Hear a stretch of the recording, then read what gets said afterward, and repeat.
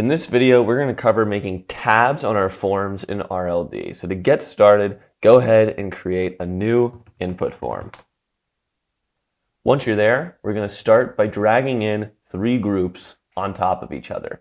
So let's make the first one up here, and let's change this guy's color to black. Now let's grab another one, put him about right on top of this guy, and then let's make him a nice blue. And finally, let's grab another group and let's make this one white.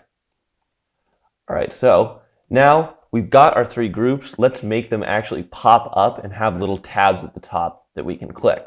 So let's start by grabbing a group tab, and you'll see that the group lights up red when I've got an item over it to let me know that it's going to be part of the group. I'll put this guy at the top, and I'll make this one our setup tab. Now I'll go to Inspect Groups, and I'll go ahead and show the second group, the blue one. Let me grab another tab, put it at the top here, try to line it up, and let's call this one Beginning and make it a little bit longer. Now finally, let me show group 1, grab another tab, put it at the top here, and we'll call this one End.